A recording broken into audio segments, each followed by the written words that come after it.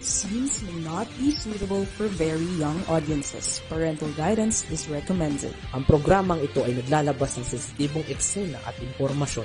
Striktong patnubay at gabay ng magulang ang kailangan.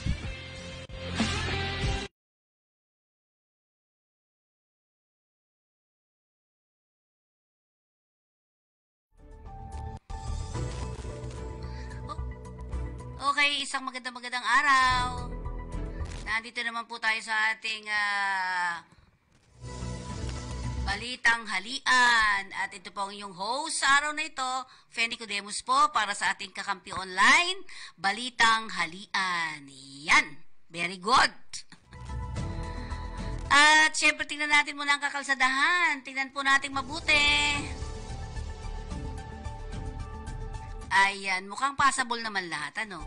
Mula sa Balintawak, Mapulang Lupa, Mindanao Toll Plaza ay medyo nagsisikip ng kaunti dahil sa pagbabayad dyan. Ewan ko ba naman, bakit ganito po nangyayari dyan? Yung RPID mo, dapat dire-diretso kang pumapasok. Ngayon, hindi po ganun ang mga nangyayari eh. Mukhang mga palpak pa rin yung mga RPID na yan. Alam ba ninyo na, lalabas mo yung card mo, gaganon mo pa rin, ipapakita mo, di ganun din, baliwala din. Parang nagbayad ka din, nako. Ayan, San Fernando ang pinaka-passable talaga, no? Bukawi, wala pa rin problema dahil maaga pa siguro, no? Sige. Ayan, pero bago tayo magtuloy-tuloy, tayo muna ay dumako sa ating mga ulat panahon. Ano bang panahon meron tayo ngayon? Ang init-init sa labas kanina.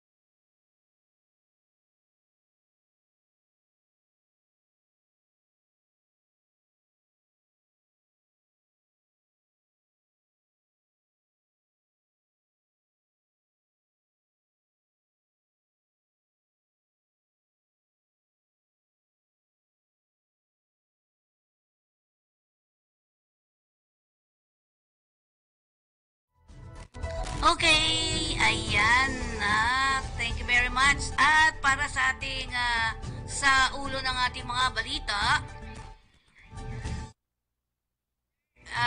35 minimum wage o 35 pesos. 35 pesos wage hike sa NCR approved na. Survey rating ni Pangulong Marcos steady lang. Vice President Sara bumaba muli. 20,000 pulis ikinalat sa ikatlong sona ni Pangulong Marcos. Huwag kayong kumagat. Ayon kay Duterte. 7 nagbebenta ng posisyon, promotion sa gobyerno, timbog ang mali. Byudo, toda sa dating OFW. Taas presyo ng petrolyo, larga ngayon. Lady driver salpok sa poste, tumilapon sa flyover. Patay.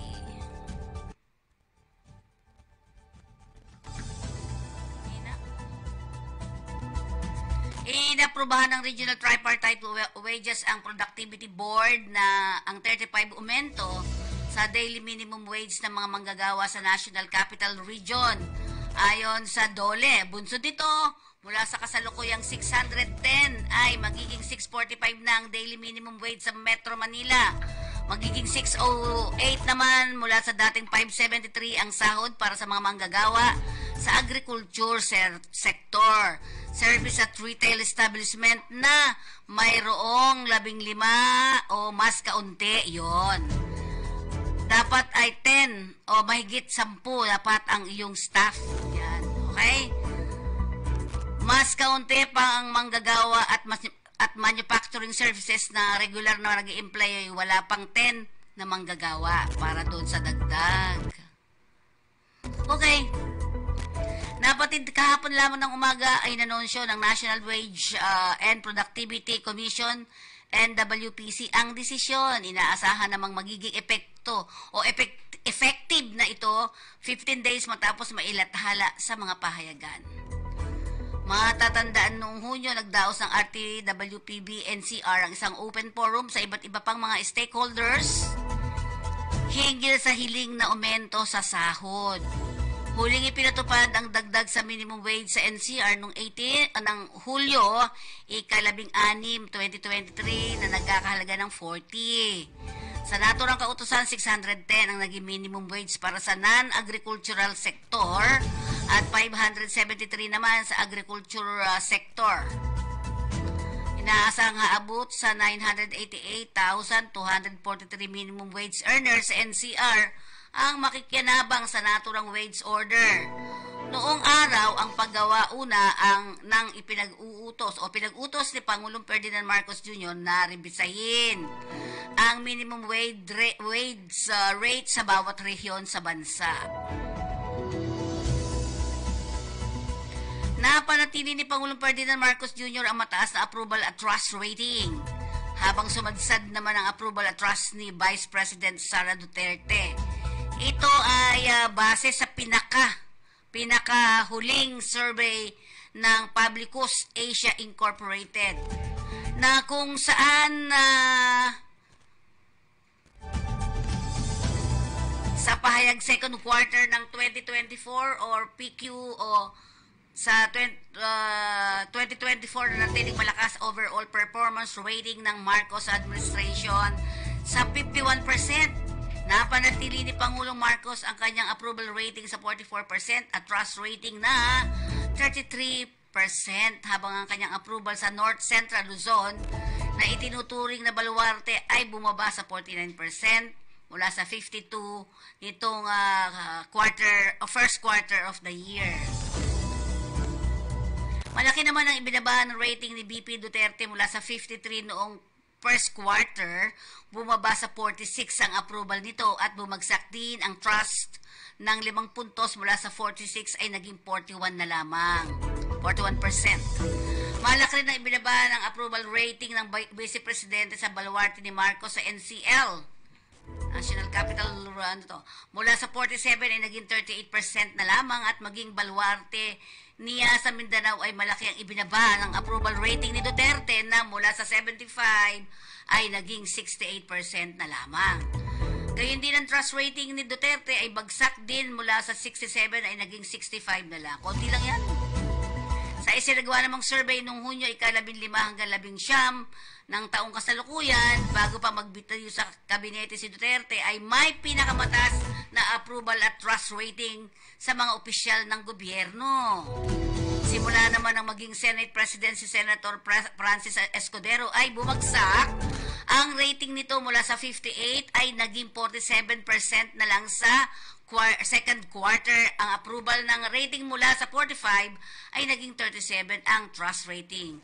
Ganun naman lagi yung pag nasa sa second quarter ka na. Samantala, bahagyang umakyat ang rating ni na House Speaker Ferdinand Martin Romualdez at Chief Justice Alexander Jasmundo.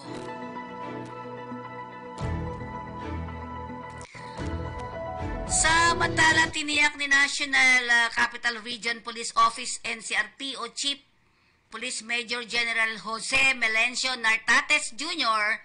na kasado na ang seguridad sa ikatlong State of the Nation address ni Pangulong Ferdinand Marcos Jr. sa July 22. Okay? July 22 po ang ikatlong SONA ng Pangulo. Ayon kay Nartates, nasa 22,000 police at force multipliers ang ikakalat sa SONA sa iba't ibang lugar sa Metro Manila upang masiguro na magiging maayos ang paglalahad ng accomplishment ng Pangulo. Bumuo rin sila ng Security Task Force SONA 2024 para tiyaking maayos ang SONA, gayon din ang mga dadalo sa Congress. Mula sa naturang bilang, sinabi Nartates na halos 18,000 pulis ang mula sa NCRPO habang 2,000 mula naman sa Karatig Regional Office gaya ng Central Luzon at Calabarzon.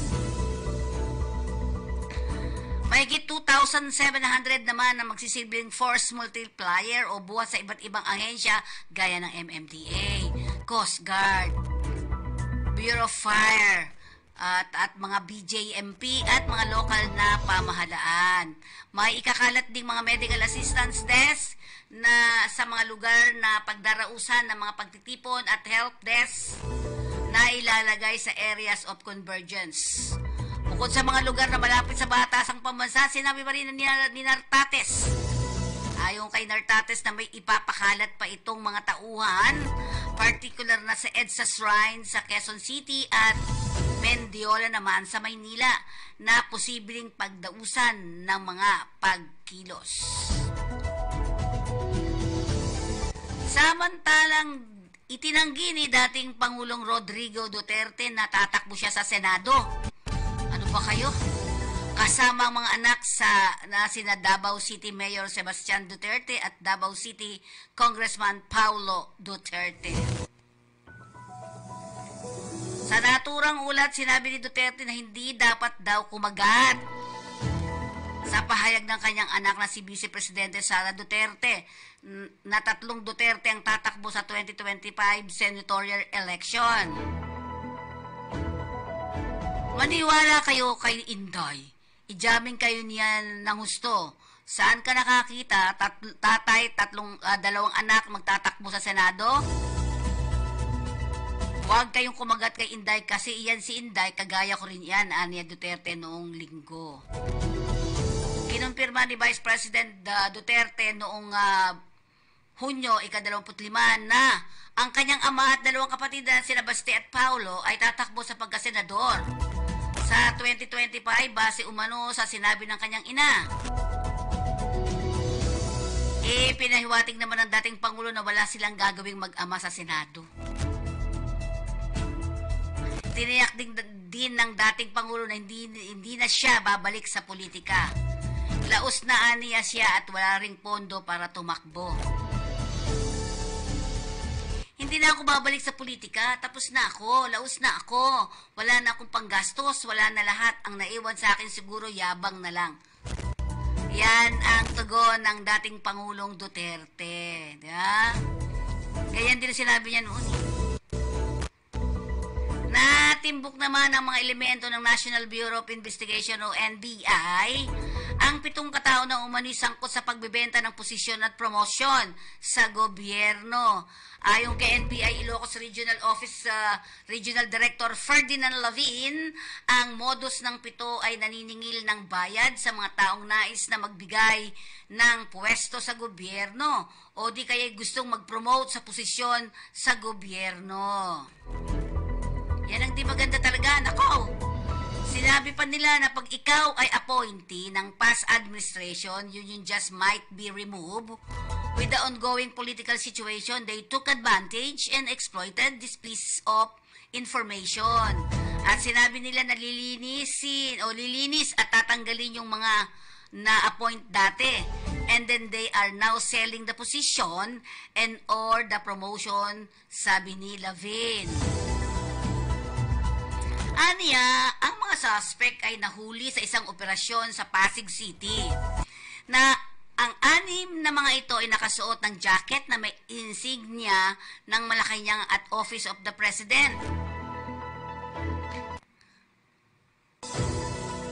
Sinabi ang isa sa mga suspect ay unang nahuli ng NBI dahil sa higit 20 kasong kriminal at may record na sangkot sa kasong estafa, illegal recruitment, usurpation of authority, paggamit ng alias at nagtatago ng tunay na pagkatao sa pamamagitan ng pangalan. Ito umano ay may kaso sa Metro Manila, Cebu, Davao, Bulacan, Calamba at 20 taon na nang ginagawa ang modus. Sinabi naman ni NBI Director Jaime Santiago na ang mga arestadong suspect ay nagpakilalang assistant Secretary ng Presidential Management Staff at nagsabing na atasan na lilinisin ang gobyerno. Nakuha pa mula sa mga suspect ang laptop at mobile gadget na isumiti na para isailalim sa forensic examination. Samantalang patay ang isang byudo matapos barilin ng isang dating overseas Filipino worker na kamakalawa ng gabi sa Barangay Commonwealth, Quezon City. Dead on arrival sa FEU Hospital ang biktimang si William Enriquez Leal. Leal. Residente ng President Quezon Street, Barangay Commonwealth, Quezon City. Nasa kustodya na ng pulis ang suspect na si Jeronimo Tolentino, 64 years old ng Barangay Commonwealth ng nabanggit na lungsod. Batay sa report ng Quezon City Police District Criminal Investigation and Detection Unit, nangyari ang krimen dakong alas 7 ng gabi sa Ilocandia Street. Ayon sa pahayag ng mga saksi, nakita nilang na magkausap pa ang biktima at suspect pero makalipas ang ilang minuto, nagtatalo na ang dalawa hanggang sa bumunutan ng baril ang suspect at pinaputukan sa katawan ang biktima. Matapos ang insidente, of course, tumakas ang suspect dahil ang baril na ginamit sa krimen. Nakuha ng SOCO team ng QCPD FU sa pangunguna ni Police Captain Michael Jabel ang basyo ng bala sa naturang lugar. Bad news, ipatutupad na ng mga kumpanya ng langis ang panibagong dagdag presyo sa kanilang produkto, petrolyo ngayong araw. Ayon sa abiso ng Sea Oil, Philippine Corporation at Shell Pilipinas Corporation, simula ngayong Martes ay magtataas sila ng presyo ng produktong gasolina na 95 centavos kada litro, 65 centavos kada litro naman ng diesel at 35 centavos kada litro ng kerosene. Ang oil price ay adjustment ay epektibo ng alas 6 ng umaga, kanina po yan. Ngayong Martes, maliban sa clean fuel na nagsisimulang magtaas ang presyo ng petrolyo, ganap na alas 4 ng hapon ang naturang araw. O itong araw pa rin to pero mamaya pa pong alas 4:01, di ba, ng hapon. Sinabing ang bagong oil price hike ay dulot ng epekto ng daang 4 na araw na bentahan ng petrolyo sa merkado. Wala namang abiso ang ibang oil player kaugnay sa oil price adjustment. Dead on the spot ang isang babaeng nakamotorsiklo na mabagok ang ulo sa pagtinapon ng bumangga sa gutter at poste ng Buendia Flyover, Makati City kanina nitong linggo ng umaga. Dineklarang patay ni Dr. Dememar Chill Payot ng Makati Search and Rescue Ambulance ang biktimang si alias na Rosel, 24 years old, empleyada at presidente ng Pembo, Taguig City. Sa investigasyon galing sa Senator Hill Puyat Avenue patungong Bonifacio Global City, ang biktima na nagmamaneho ng Yamaha Aerox na gilid umano ito sa kaliwang bahagi ng eastbound lane at nawala ng kontrol at nasadsad sa sementadong gutter na lalo pang nawala ng kontrol at binangga pa ang bakal na street light. Dahil sa impact, tumilapon sa kalye ang biktima. Nabagok at tumama ang ulo nito sa sementadong kalye at tumalsik din ng ilang metro ang suot na helmet. Nagkaroon din ng pinsala ang motorsiklo. Habang rumisponde naman sa lugar ang dalawang traffic enforcer, ambulansya ng Makati City Government at mga tauhan ng BTIU ng Makati Traffic Bureau. Yan ang kabuuan ng ating mga balita sa araw na ito. Batiin muna natin na to, Mayer Soriano, more power and God bless po sa inyong programa. Thank you po, sir, ha. Ayan. Blasilda, naku, salamat din po sa panonood. Para Luman, hello. Freddy Ray, at sa lahat po ng mga sumusuporta dito sa ating programa, maraming pong salamat. Magpaalala muna tayo mula sa ating himpilan. Hello, kabayan. Ako po si Mafe. Mag-a-abroad ka ba? Handa ka na ba? Ito ang mga bilin sa inyo ni Pidos. Isa-isip ang gusto mong makamit sa iyong pagtatrabaho sa ibang bansa. Ito rin ang susi ng iyong tagumpay. Ihanda ang sarili, kabayan, sa trabaho nga harapin sa labas ng bansa. Tandaan mo, kabayan, ang iyong responsibilidad at karapatan. Ito ang gabay mo sa paggampan sa iyong tungkulin. Umangkop ka rin sa batas at kultura ng bansang pupuntahan. Ito ang iyong magiging pansamantalang tirahan. Pangalagaan mo rin ang kalusugan.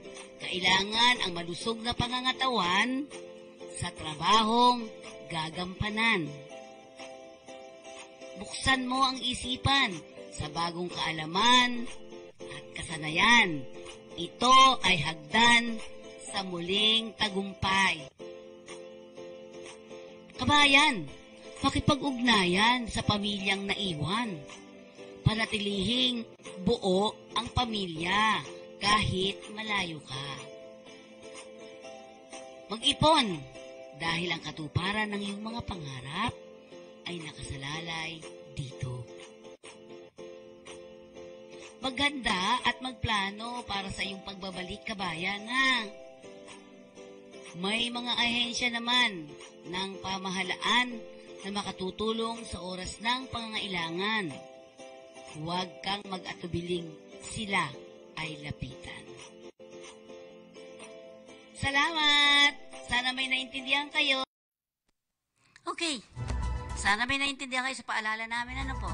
At sa mga susunod pa, marami po kayo mapapaalala sa inyo. Okay, at sa ating RTBM, bago tayo, meron ba tayong mga trabaho patrol? Okay, sige.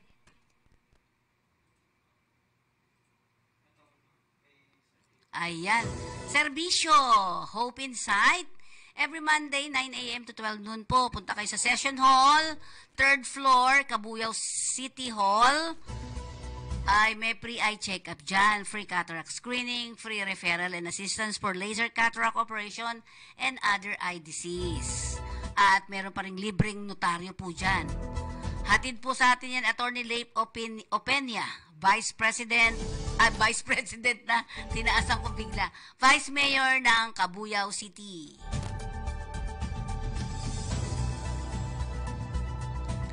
Okay, at kailangan ng trabaho dyan, ha, sa work in Taiwan. 200 factory workers. New Taiwan dollar is 27,470. Monthly salary. Okay, next.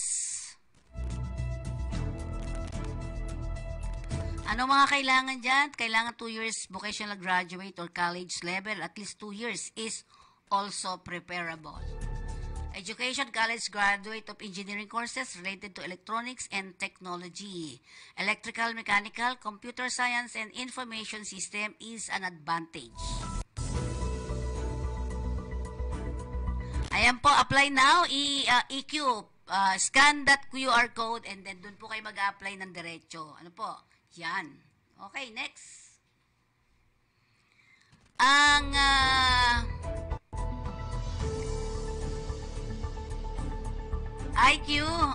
EQ. Ang EQ ay nasa Unit 302 hanggang 305, 410, Vareb Mansion, Astag number 1679A Mabini, Corner Malbar Street, Malate, Manila. Bakit kaya ako nagkakaganon? At syempre sa Pangasinan, meron po sila sa Tapuac District. Nasa second floor po sila, Galaxy Prime Building, 54 3Z, Tapuac District, Dagupan. Ayan, para naman po sa ating EIT Inspection and Consultancy Services as, yan, kailangan nila sa Norway. Structural Designer. Tingnan yung salary po, ano po? Anong pa mga kailangan na urgently needed? Ayun, pakitingnan mo muna sa kanila. Balik po yan. Nakita nyo po? Preferred with experiences in Norwegian oil and gas project. Ay, naku, mahirap. At least 10 years of experience in oil and gas engineering design. Consistent experience within oil and gas project like offshore, platform, FPSO, at GOSP, refineries, petrochemical, LNG, and subsea. Paano ba mag-apply? Apply arms.lbsrecruitment.com.ph or send your updated CV to apply MSD at e/recruitment.com.ph.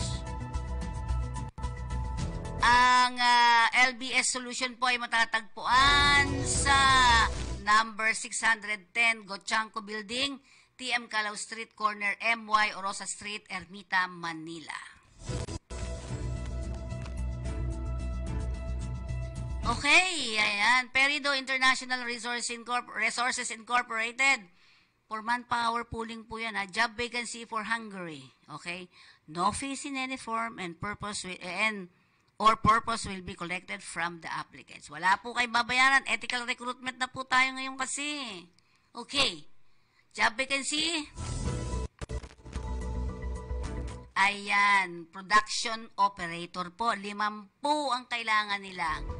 Lalaki, high school, vocational graduate, must have at least 2 years experience as production officer, a production operator in pharmaceutical, food and chemical manufacturing company, minimum height of 160 cm, good in English communication skills.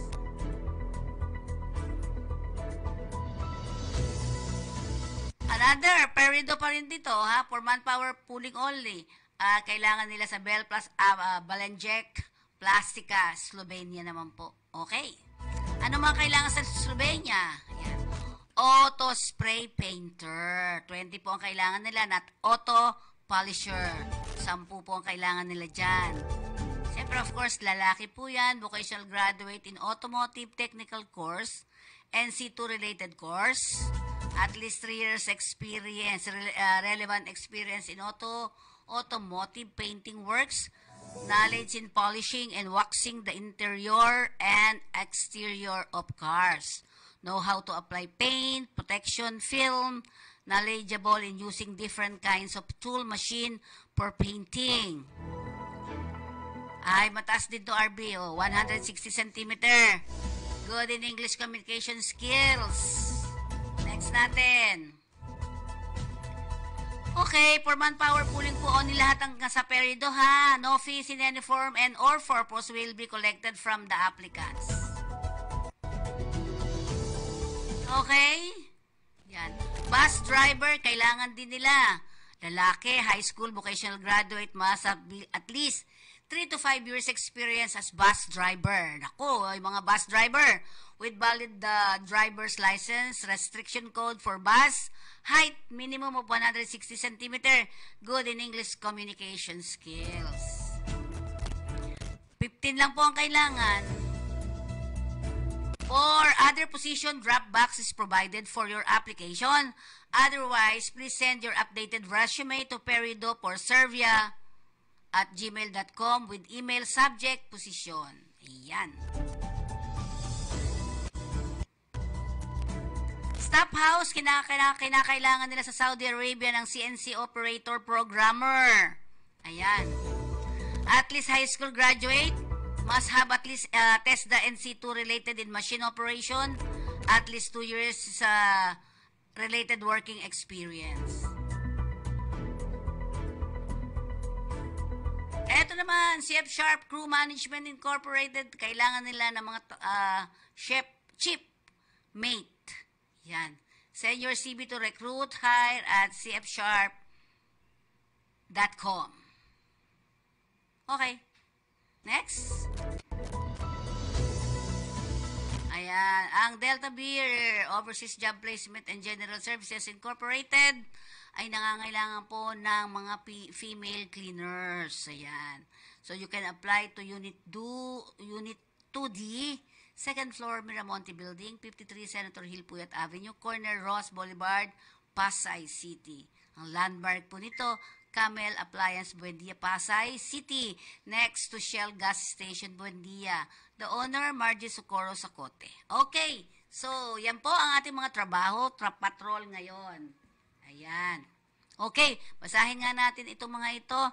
Blessed Tuesday for shout out from Kakampi, Kuwait, chapter. Shout out din po sa member ng Concerned Citizens of Infanta, Pangasinan.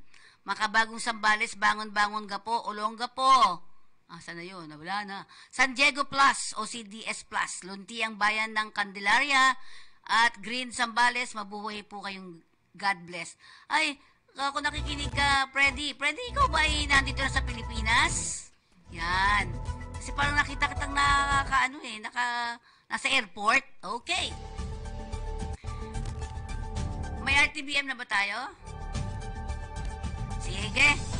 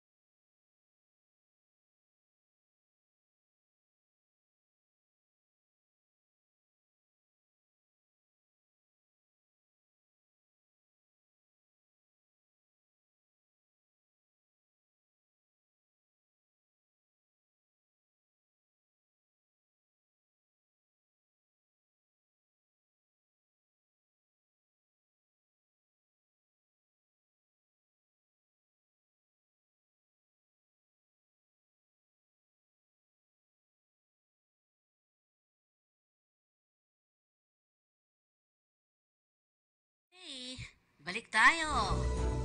Ayan, dumadami na yung mga sasakyan sa mga kalsadanan, ano po. Okay, ito po ang inyong lingkod dito sa ating balitang halian. At sana po ay maging good day ang ating Tuesday. Marami pong salamat. Paalam po.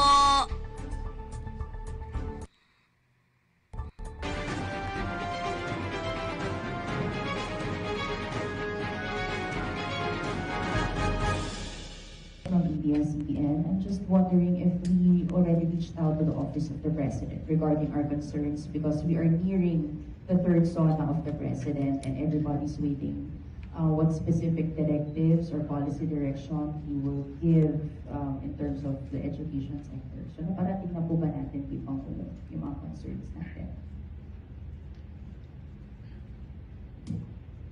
Well, we have been conveying our concerns and agenda and interest to the Office of the Honorable President in various ways. Likewise, we have been attending and participating at the hearing in Congress and Senate, even with DepEd, at DepEd, and all of these have been made public now. Okay, so regarding updating the President regarding our concerns, we have adequately done that. Thank you. Sir, just to follow up, is Copia going to recommend to President Marcos names who should be the next education secretary, and what do you think are the qualities that the next secretary should possess? So may fellow presidents can add later. So we made consultations among our members, and as advanced by my fellow presidents comprising Cocopaya, we have endorsed names to His Excellency PBBM, namely without necessarily favoring one over the other. So we have a short listed document here. They are Benitez Jose Francisco, Kiko D. Angara, Juan Edgardo Sami M. Andaya Joyce Dr. Gono Gina O. Tria Wilbert Joseph S. So these are the names we have forwarded to the office of His Excellency, the President of the Philippines. What were your considerations, sir, in choosing the above mentioned names? Let me begin by fellow presidents. Number one would be, I would mention some. Number one, educational expertise. Secondly, track record of managing, administering, and overseeing the department. Thirdly, the capacity and the ability to advance partnership and complementarity between government sector in terms of education and private education sector. And the ability, likewise, the acumen and the determination to address the crisis in education, which and to cause us miseducation, and address the mismatch between graduates and jobs, and many others. So I think my fellow presidents can add some. Thank you. If I may add, Joyce, good morning. Another Joyce, Joyce.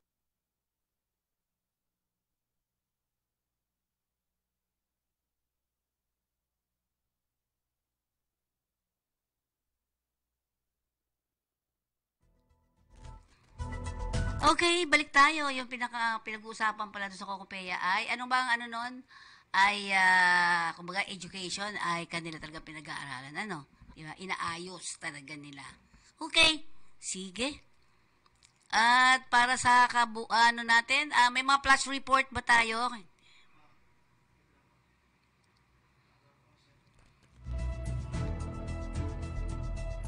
Magpaalala ka muna, me.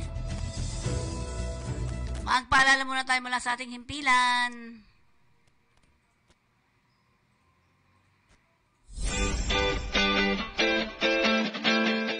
Kumusta? Paalis ka na ba? Kung paalis ka na kabayan, siguraduhin mo ang iyong kontrata. Tandaan mo, kontrata ang importante sa lahat.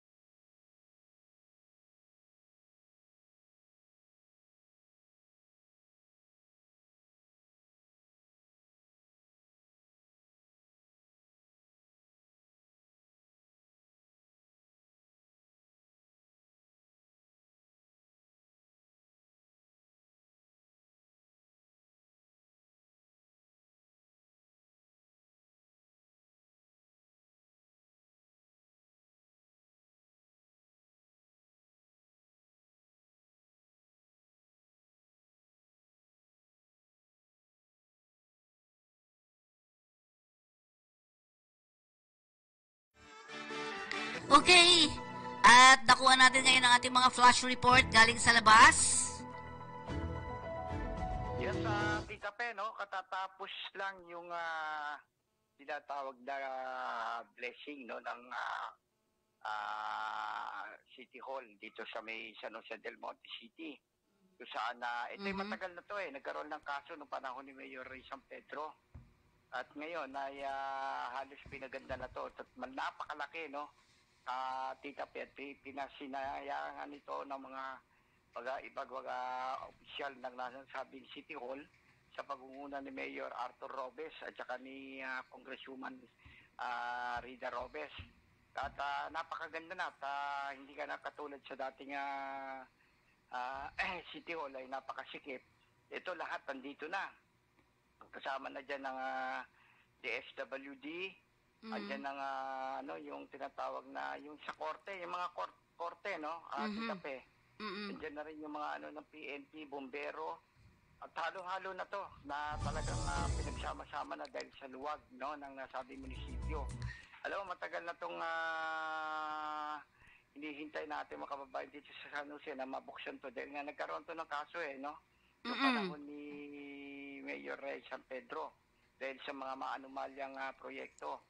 So yun, at wakas ay nagampanan pa rin nila Mayor Arthur Robes at ni Congresswoman Rida Robes ang mag-asawa na talagang siguro marami nang magpupunta doon, lalo na sa mga problema na kailangan ng ating mga kababayan dito sa San Jose del Monte City. So yun, tuwan-tuwa sila na kahit ikaw, Tita Pe, pwede ka na rin dumalaw doon at pwede na. Kung gusto mo kumuha na update, makakapasok ka na doon. At ang Public Information Office na napakalayo, nandun na rin Tita Pe, para makakuha tayo ng mga iba't ibang mga balita na ibabato natin dyan. So, ibig sabihin yan, one team na, isang ano na lang yan, o isang bubong na lang, nandun na lahat.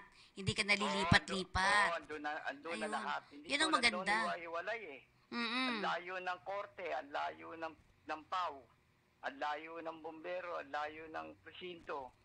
Ngayon, iisa na lang. Isang bubong na lang. Tama. Isang buhos na lang. Maganda yan, sir. Maganda. Maganda, laki.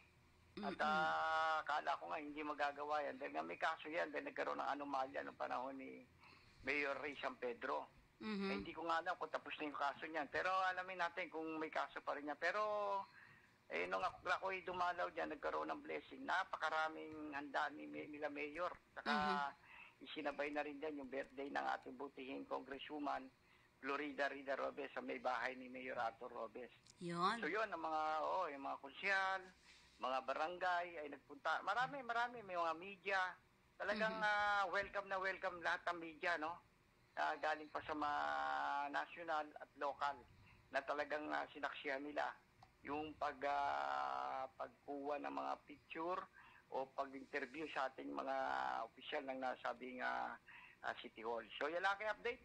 para dito sa nasabing pagbubukas ng bagong City Hall ng San Jose del Monte City para sa Kakampi Online, July Fudok, naguulat. Iyon. Thank you, Mr. July. Katotong July. Ingat-ingat pa, kababago mong opera. Oo, alam mo naman si Lord saka ang Blessed Virgin Mary nakabantay lagi sa atin. Iyon. Congratulations. God bless. God bless po. Dito po nagtatapos ang ating programa. Dito sa ating Bali Tanghalian. Bye-bye po.